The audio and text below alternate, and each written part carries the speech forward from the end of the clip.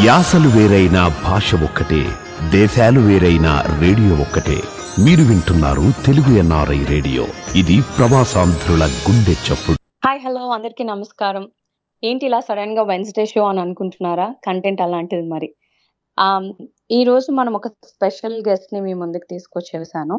ఈయన గురించి చెప్పాలంటే ఎంత చెప్పినా మనకి చాలా తక్కువే. విజయవాడ పౌరంకి పెలంనూరులో ఈయన గురించి తెలియని వాళ్ళు ఎవ్వరూ లేరు. ఈయన ఎన్నో సోషల్, ఎకనామికల్, పొలిటికల్ సర్వీసెస్ చేసి ఇక్కడ దాకా వచ్చారు. ఒక రకంగా చెప్పాలంటే ఈయన లైఫ్ అంతా ప్రజాసేవకి అంకితం చేశారు. ఈ రోజు పెనమలూరులో ఒక పండగలాగా సెలబ్రేట్ చేసుకుంటున్నారు. అంతేకాకుండా ఈ రోజు ఆయన బర్త్డే. ఆయన బర్త్డే 100 దేశాలు పైగా మన తెలుగు వాళ్ళు వింటున్న తెలుగు ఎన్ఆర్ఐ రేడియోని చూస్ చేసుకోవటం, ఈ రోజు ఆయన మనతో ఉండటం, I'm very grateful for that. ఆయన ఎవరో కాదు, మన పెనమలూరు ఎమ్మెల్యే బోడి ప్రసాద్ గారు. ప్రసాద్ గారు, welcome to the Telugu NRI radio అండి. We are very glad and very very happy birthday, healthy and happy birthday to you అండి. Welcome to Melbourne. ఎలా అనిపిస్తుంది మెల్బర్న్ రావటం? ఇది సెకండ్ టైం. ఫస్ట్ టైం వచ్చినప్పుడే నాకు ఇక్కడ మెల్బోర్న్ లో ఉన్న వాతావరణం, అంటే ఆస్ట్రేలియా మొత్తం కూడా ఉన్న వాతావరణం, ఆ నేచర్, ఆ ఎన్విరాన్మెంట్ నాకు బాగా నచ్చినాయి. అందుకనే మళ్ళీ సెకండ్ టైం కూడా ఇక్కడ చేస్తున్న తెలుగుదేశం పార్టీ కార్యక్రమాలకు అటెండ్ అవటంతో పాటుగా ఇక్కడ కొంతకాలం ఒక 4-5 రోజులు హ్యాపీగా ఎన్విరాన్మెంట్ ఎంజాయ్ చేయొచ్చు అని ఇక్కడికి రావటం జరిగింది. నాకు బాగా చాలా చాలా బాగా నచ్చింది. ఓకే, మీకు వీడియో ఎలా అనిపించింది? తెలుగు ఎన్ఆర్ఐ చేసిన వీడియో ఈ రోజు మీకు ఒక స్పెషల్ ట్రీట్ లాగా డెడికేట్ చేశారు. ఎలా అనిపించింది వీడియో చూసాక? నేను ఇప్పుడే చూశాను, అది చాలా ప్రౌడ్ గా ఫీల్ అవుతా ఉన్నాను. ఆ వాయిస్ అది ఇంత ముందు నేను చాలా చోట్ల విన్నా కానీ ఆ బేస్ వాయిస్ ఫస్ట్ టైం నా మీద రికార్డ్ చేయటం అనేది చాలా హ్యాపీగా ఫీల్ అయ్యాను. అది నా మామ మహేష్ గారే చేశారు. మామ మహేష్ గారు, థ్యాంక్ యూ సో మచ్ అండి. అలా థ్యాంక్ యూ అండి మహేష్ గారు, చాలా బాగుంది. ఫస్ట్ టైం మీ వాయిస్ నేను నా పేరు మీద మీరు చేసినందుకు మెనీ మెనీ థ్యాంక్స్ అండి. మహానాడుకి రావటం జరిగింది కదా, మీరు ఎట్లా ఎంజాయ్ చేశారు? మన రామారావు గారిని సెలబ్రేట్ చేసుకోవటం అద్భుతంగా త్రూ అవుట్ ఆస్ట్రేలియా జరిగింది. సో దాని ఎక్స్పీరియన్స్ ఏమైనా షేర్ చేస్తారా మాతో? డెఫినెట్ గా. నేను మెల్బోర్న్ లో మహానాడు అని చెప్పి ఎప్పుడో ఒక 4 months బ్యాకే ఫ్రెండ్స్ అందరూ కూడా అడగటం తోటి నేను ఓకే అన్నాను. తర్వాత న్యూజిలాండ్ నుంచి, అలాగే సిడ్నీ, అడిలైడ్, బ్రిస్బేన్ నుంచి కూడా ఈ కార్యక్రమాలు చేస్తా ఉన్నాం. ఎన్టీఆర్ సినీ వజ్రోత్సవాల కార్యక్రమాలు కూడా ఇక్కడ చేస్తా ఉన్నాం. మీరు డెఫినెట్ గా వీటిలో కూడా పార్టిసిపేట్ చేయండి అంటే నేను తప్పకుండా చేస్తాను, ఎట్లా ఇక్కడే ఉంటున్నాం కాబట్టి అని చెప్పేసి దాన్ని మన 10 days అనుకున్నది 25 days కి పెంచి ఈ కార్యక్రమాన్ని న్యూజిలాండ్ నుంచి ఇక్కడ ఈ 4 ప్రదేశాల్లో కూడా ఈ కార్యక్రమం నిర్వహించడం జరిగింది. ఎక్కడికి వెళ్ళినా మరి మన తెలుగు వాళ్ళు అందరూ కూడా ఎంతో ప్రేమతో వాళ్ళు చూపించే ఆదరణకి నిజంగా వారందరికీ కూడా నా యొక్క ధన్యవాదాలు తెలియజేస్తా ఉన్నాను. ఎందుకనంటే జన్మభూమిని వదిలేసి ఇంత దూరం వచ్చేసి ఇంకా వాళ్ళ మనసు, వాళ్ళైతే భౌతికంగా ఇక్కడ ఉన్నారనేమో కానీ మనసంతా కూడా మన తెలుగు రాష్ట్రం పైన, మన రాష్ట్ర అభివృద్ధి పైన, మన పార్టీ పైన మరి వాళ్ళు చూపించే ఆదరణకి నిజంగా వాళ్ళందరికీ కూడా, ఇక్కడ ఉన్న వారందరికీ కూడా నా హృదయపూర్వక ధన్యవాదాలు తెలియజేస్తా ఉన్నా. ప్రతి ప్రాంతంలో కూడా ఈ యొక్క సినీ వజ్రోత్సవాలనండి, లేకపోతే మహానాడు అనండి, ఈ కార్యక్రమాన్ని ఎంతో గొప్పగా చేసినందుకు ఇక్కడ ఆస్ట్రేలియా, న్యూజిలాండ్ తెలుగుదేశం పార్టీ శ్రేణులకి, అలాగే తెలుగు వారందరికీ కూడా నా హృదయపూర్వక ధన్యవాదాలు. థ్యాంక్ యూ అండి. మనకు ఒక కాలర్ ఉన్నారు, కాల్ తీసుకుందాం. హలో అండి. హలో అండి, నమస్తే అండి, గుడ్ మార్నింగ్ అండి. గుడ్ మార్నింగ్ మామ మహేష్ గారు, ఎలా ఉన్నారు? బాగున్నానండి. ముందుగా మన బోడే ప్రసాద్ సార్కి, sir many more happy returns of the day sir. Okay okay me special gift నేను తీసుకున్నాను ఆల్రెడీ. మీరు ఇచ్చిన వాయిస్ రికార్డు అన్న చాలా చాలా బాగుంది. మీరు ఒక మాట అన్నారు ఇంతకుముందు, ఎంత గొప్ప మాట అన్నారు సార్. అంటే భౌతికంగా వేరే దేశంలో ఉన్నా కూడా వాళ్ళ మనస్సు వాళ్ళంతా కూడా వాళ్ళ ప్రేమ అంతా కూడా పుణ్యభూమి మీద ఉంటుంది అని చెప్పేసి అక్షరాలది నిజం సార్. చాలా గొప్ప మాట మాట్లాడారు సార్. అదే సార్, జనరల్ గా నేను అంటే మన బాబు గారికి లోకేష్ గారికి చాలా అంటే మన డ్యూటీ ఇది అన్నమాట, వాయిస్ ఓవర్ చెప్తాము. అయితే ఇప్పటి వరకు నాకు తెలిసి నేను ఒక 5,000 మందికి ఎమ్మెల్యేలకు ఎంపీలకు గత 10 years నుండి వాయిస్ ఓవర్ ఇస్తూ ఉన్నాను. కానీ మీ ప్రొఫైల్ చూసిన తర్వాత నాకు చాలా గొప్పగా అనిపించింది సార్. ఒకే ఒక విషయంలో జనరల్ గా ఒక సామాన్య రైతు కుటుంబం నుండి వచ్చేసి అంచెలంచెలుగా ఎదుగుతూ ఇంత ప్రజాదరణ పొందుతూ, చాలా మంది రాజకీయాల్లోకి వస్తే డబ్బులు సంపాదించుకునే వాళ్ళు ఉన్నారు, భూములు కొనుక్కునే వాళ్ళు ఉన్నారు, ఇన్వెస్ట్మెంట్ చేసే వాళ్ళు ఉన్నారు. కానీ మీ స్వతహాగా మీకు వచ్చినటువంటి 22 ఎకరాల భూమి కేవలం ఈ రోజు 2 ఎకరాలకే పరిమితమైంది. అదంతా కూడా ప్రజాసేవకే అంకితం చేశారు అనే ఆ ఒక్క వర్డ్ నాకు చాలా గొప్పగా అనిపించింది sir. But thank you very much sir. ఇలాంటి పుట్టినరోజులు మీరు మరెన్నో జరుపుకోవాలని చెప్పేసి హృదయపూర్వకంగా మా తెలుగు ఎన్ఆర్ఐ రేడియో తరఫున కోరుకుంటున్నాం sir. Okay sir, thank you అండి. మీ బేస్ వాయిస్ చాలా బాగుందండి. Thank you sir. మా సర్వీస్ మీకు ఎప్పుడు ఉంటుంది సార్. అలాగే తెలుగు ఎన్ఆర్ఐ రేడియో ఇది 42 దేశాల్లో టెలికాస్ట్ అవుతున్నటువంటి మన తెలుగు ఎన్ఆర్ఐ రేడియో సార్. ప్రత్యేకంగా ఇది ప్రవాసాంధ్రుల గుండె చప్పుడు అని పెట్టాం సార్ మనము. సో ప్రపంచవ్యాప్తంగా ఉన్న తెలుగు వాళ్ళందరూ ఈ కార్యక్రమం వింటారనమాట. అది మీకు ఎప్పుడు సమయం దొరికినా, ఎక్కడ కొత్తదనం అనిపించినా కూడా మా రేడియోతో మళ్ళీ మీరు షేర్ చేసుకోవచ్చు. డెఫినెట్ గా మళ్ళీ అట్లాగేనండి.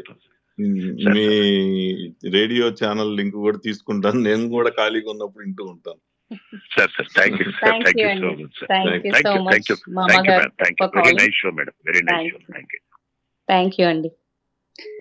So thank you so much మామ మహేష్ గారు కాల్ చేసినందుకు. సో పొలిటికల్ గా ఆయన ఎన్నో చేశారు, ఇవన్నీ మనకి తెలుసు. కానీ ఆయన వ్యక్తిగతంగా ఎలా ఉండేవాళ్ళు ఏంటనేది ఆయన బర్త్డే కాబట్టి, సో ఆయన బర్త్డే, ఆయన జ్ఞాపకాలు ఏమన్నా అవన్నీ తెలుసుకుందాము. సో మనం పొలిటికల్ గా ఆయన ఏం చేశారు, ఆయన ఎలాంటి మనిషి మన అందరికీ తెలుసు. సో ఆయనలో ఉన్న సెకండ్ కాయిన్ ని మనం ఈరోజు తెలుసుకుందాం. ప్రసాద్ గారు, సో ఈరోజు మీ బర్త్డే, చిన్నప్పుడు మీకు ఆ జ్ఞాపకాలు ఏమన్నా ఉన్నాయా? మీ చిన్నప్పుడు బర్త్డే సెలబ్రేట్ ఎలా చేసుకునే వాళ్ళు, అవి ఏమైనా షేర్ చేస్తారా? ఎందుకంటే ఎప్పుడు మీ పొలిటికల్ ఏదో అందరికీ తెలిసిందే. సో మన ఆంధ్రప్రదేశ్ లో తెలియని వాళ్ళు లేరు. But other side of the coin ఈరోజు తెలుసుకుందాం అనుకుంటున్నామండి. చిన్నప్పుడు బర్త్డే మీకేమన్నా జ్ఞాపకాలు, మీ ఫ్రెండ్స్, మీ రిలేటివ్స్, మీ మమ్మీ డాడీ ఏమన్నా షేర్ చేసుకోవాలనుకుంటే ప్లీజ్. నాకు గత 20 సంవత్సరాల నుంచే ఈ పాలిటిక్స్ లోకి వచ్చిన తర్వాత ఈ బర్త్డే ఫంక్షన్స్ అనేది నాకున్న అభిమానులు ఎవరైతే స్నేహితులు ఉన్నారో వాళ్ళందరూ చేయటం అలవాటైంది. కానీ దాదాపుగా అంటే నాకు ఇప్పటికి 58, 30 years దాకా నా యొక్క బర్త్డే అనేది పలానా రోజు అనేది కూడా నాకు ఏ రోజు కూడా గుర్తులేదు. ఇది బర్త్డే ఈ రోజు సెలబ్రేట్ చేసుకుంటున్నాము అనేది కూడా ఎప్పుడూ లేదు. ఎటు తిరిగి ఈ పాలిటిక్స్ లోకి, యాక్టివ్ పాలిటిక్స్ లోకి ఎప్పుడైతే వచ్చామో ఆ రోజు నుంచి కూడా ఎవరైతే కార్యకర్తలు ఉన్నారో వాళ్ళు కానీ అభిమానులు కానీ వాళ్ళు చేయటం ఉన్నారు. నిజంగా గ్రేట్ గా ఫీల్ అవుతా ఉన్నాం.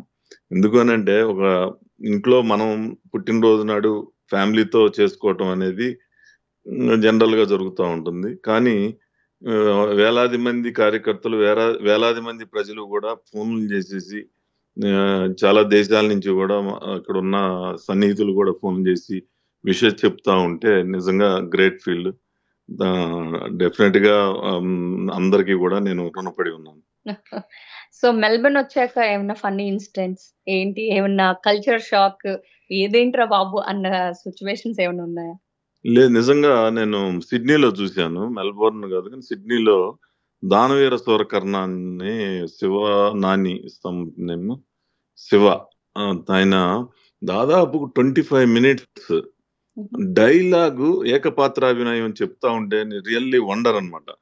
అంటే మనం పొలిటికల్ స్పీచెస్ జరిగిన సంఘటనల గురించి ఏదైనా మాట్లాడుతూ ఉంటాం. కానీ ఆ సినీ డైలాగ్ చెప్తా ఉంటే ఇక ఆస్ట్రేలియాలో ఇక్కడ ఉంటా మరి ఆ కళ పోషణ చేస్తా ఉన్నారు అని అంటే నిజంగా నేను చాలా ఆశ్చర్యపోయాను. అక్కడే కాదు, ఈ జరిగిన న్యూజిలాండ్, ఆస్ట్రేలియా మహానగరాల్లో ఎక్కడైతే ఈ సాంస్కృతిక కార్యక్రమాలు చేశారో నిజంగా చిన్నపిల్లలు కూడా భరతనాట్యం లేకపోతే ఈ కూచిపూడి ఇవన్నీ చేస్తా ఉన్నారు కదా. అంటే ఇక్కడికి వచ్చి స్థిరపడి పిల్లల్ని కూడా మన యొక్క సంస్కృతి సంస్కారం అనేది అలవాటు చేస్తా ఉన్నారు. అక్కడ ఉన్న ఏదైతే మన దేవుళ్ళని పూజలు చేయటం కానీ కార్యక్రమాలు చేయటం కానీ ఇవన్నీ కూడా చేస్తా ఉన్నారు. ఇవన్నీ కూడా నేను చూసి ఆశ్చర్యపోయాను. ఓకే. పొలిటికల్‌ది అడగొద్దు అనుకుంటూనే అది అటే టర్న్ అవుతున్నాను. ఒక్క క్వెషన్ నాకు చాలా మందికున్నది. మీకు పొలిటికల్‌గా ఇలా రావాలి, ఇలా నా లైఫ్ ప్రజా జీవితానికి అంకితం చేసేయాలన్న అంటే ఒక్కొక్కరికి ఒక్కొక్క టర్నింగ్ పాయింట్ ఉంటది కదా! దిస్ ఈజ్ ఇట్ అని ఎప్పుడు మీకు అనిపించింది? ఇది నాదింతే, నా జీవితం నేను ఇలానే డెడికేట్ చేయాలని ఒక టర్నింగ్ పాయింట్ అనేది ఎవరికైనా ఉంటది కదా! అది మీకెప్పుడు కలిగింది? అంటే నేను బాగా యాక్టివ్ పాలిటిక్స్ లోకి వచ్చేసి 2002 అంటే ఈరోజు 25లో ఉన్నాం. అంటే 22 ఇయర్స్ బ్యాక్.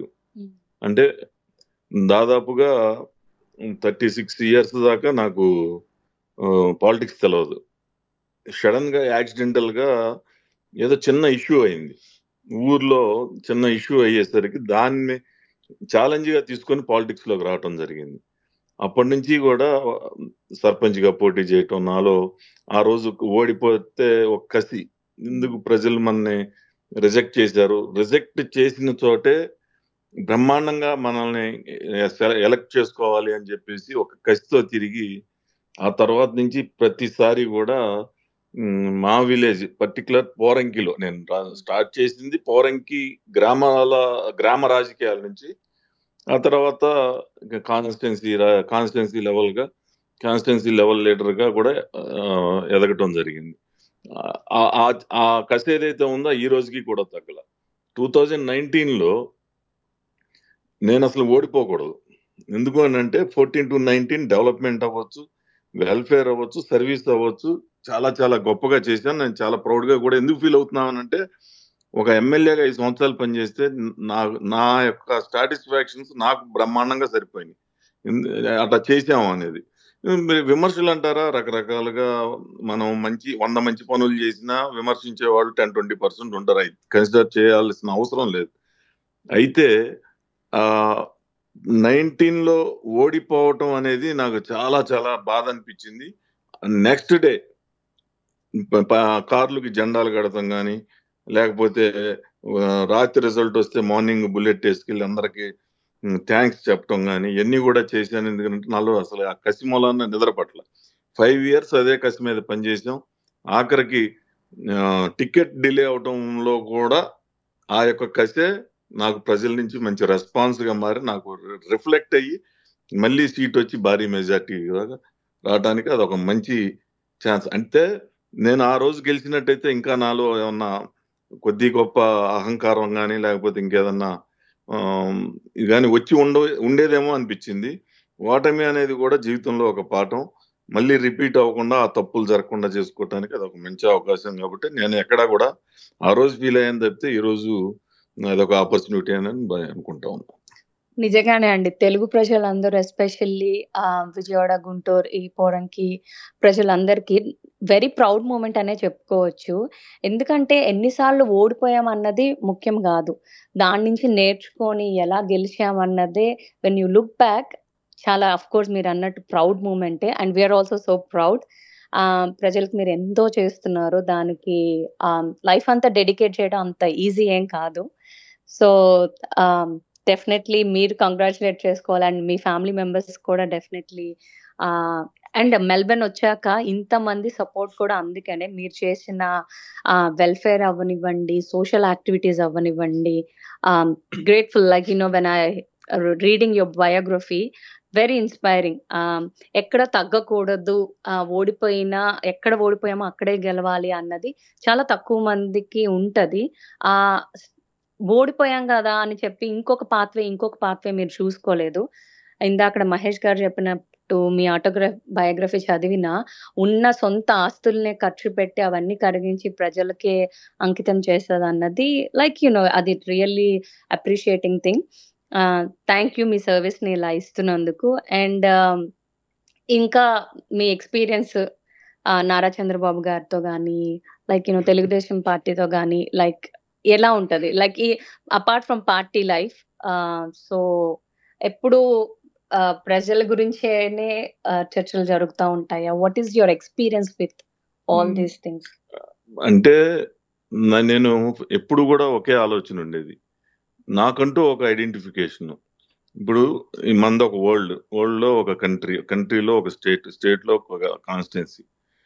ఒక కాన్స్టిట్యున్సీ అంటే స్టేట్ లో 175 కాన్స్టిట్యున్సీస్ ఉంటే 175 మంది ఎమ్మెల్యేలకి అవకాశం వస్తుంది.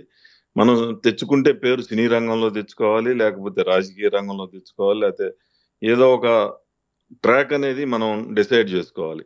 నేను ఎప్పుడు కూడా ఒక ఐడెంటిఫికేషన్ కోరుకునేవాడిని. ఎందుకు అంటే మామూలుగా మనం పుడతాం, చనిపోతాం, చాలా మంది ఈ భూమి మీద పుడతా ఉంటారు, పోతా ఉంటారు. కానీ హిస్టరీలో అనేది మన పేరు ఒక చోట ఉండాలి అనేది నేను ఎప్పుడు కూడా అనుకునేవాడిని. 175లో నేను ఒక్కడిని ఎందుకు కాకూడదు? అప్పుడు ఈ ఆలోచన వచ్చింది. అప్పుడు ఎమ్మెల్యేగా నేను ప్రయత్నం చేయటం, పాలిటిక్స్ లో చిన్న రాజకీయాల్లో ఉన్నా కానీ తర్వాత ఎమ్మెల్యేగా స్థానం సంపాదించి ఈ 175 మందిలో ఒకళ్ళుగా ఉండి మంచి పేరు తెచ్చుకోవాలి. మనం పిల్లలకి ఆస్తులు ఇచ్చినా నిలబడకపోవచ్చు, ఇంకేదైనా ఇచ్చినా నిలబడకపోవచ్చు, కానీ మంచి పేరు మా పిల్లలకి బోడే ప్రసాద్ గారు వాళ్ళ బాబు, బోడే ప్రసాద్ గారు వాళ్ళ అబ్బాయి అని అందరూ నలుగురు చెప్పుకునే విధంగా బోడే ప్రసాద్ అంటే ఒక మంచి వ్యక్తి అని సొసైటీలో ఒక మంచి పేరు ఉండే విధంగా మనం ఉండాలి. అప్పుడు అన్న ఎన్టీ రామారావు గారు ఉన్నారు. ఆయన సినీ యాక్టర్, పాలిటిక్స్ రెండు కూడా చేసి చనిపోయినాక ఈ రోజుకి కూడా ప్రపంచం మొత్తం తెలుగు వాళ్ళు ఎక్కడుంటే అక్కడ ఆయన పేరు ఎందుకు, ఆయన మన మధ్య భౌతికంగా లేకపోయినా కానీ మనం ఆయన తలుచుకుంటా ఉన్నాం. అలాంటి వ్యక్తులు చాలా మంది ఉన్నారు. ఇలా ఫ్రీడమ్ కోసం ఫైట్ చేసి చనిపోయిన వాళ్ళు ఉన్నారు, లేకపోతే ఇంకా ఈ సినిమా యాక్టర్స్ కానీ, లేకపోతే పొలిటికల్ గా పిఎంలు సీఎంలు చేసిన వాళ్ళు, వీళ్ళందరూ కూడా చాలా మంది ఉన్నారు. వాళ్ళందరూ కూడా మంచి పనులు చేసిన వాళ్ళు అయితే కనుక కొంత ఎక్కువ కాలం హిస్టరీలో ఉంటారు. గుర్తు తెచ్చుకొని వాళ్ళని సంవత్సరం స్మరించుకుంటూ ఉంటాం. లేదు అందరితో పాటు ఏమీ లేకుండా ప్రజలు చేతికరించుకుంటే వాడిని పదవి పోగానే వాడిని మర్చిపోతాం. అట్లా ఉండకూడదు. మనం మనకు వచ్చిన ఆపర్చునిటీని మనం ప్రజలంతా, పబ్లిక్ అంతా గుర్తు పెట్టుకునే విధంగా చేయాలనేదే నా ఆలోచన. మీరు సిడ్నీలో పార్లమెంట్ కి వెళ్ళినట్టు, సో ఆ ఎక్స్పీరియన్స్ సిడ్నీలో కాదు, సిడ్నీలో పార్లమెంట్ కి వెళ్ళలేదు, న్యూజిలాండ్ లో వెల్లింగ్టన్. బాగుంది. అంటే నేను ఇంతవరకు నేను యుఎస్ లో డీసీలో వెళ్ళాము. అప్పుడు ఇంకా నేను అంటే అక్కడ బాగా రిస్ట్రిక్షన్స్ ఉన్నాయి, కొంచెం దూరంగా తీసుకెళ్ళడం. కానీ ఇక్కడ డైరెక్ట్ గా పార్లమెంట్ లోకి వెళ్ళటం, సేమ్ అసెంబ్లీలో ఏ విధంగా ఉందో ఆ విధంగా ఇక్కడ కూడా స్పీకర్ చైరు, ఒక పక్క రూలింగ్ పార్టీ, ఒక పక్క అపోజిషన్ పార్టీ, ఇలా. అంటే నేను అప్పుడు అనుకున్నా వరల్డ్ మొత్తం కూడా ఒకే హౌస్ ఒకేలాగా ఉంటాయి అని చెప్పేసి.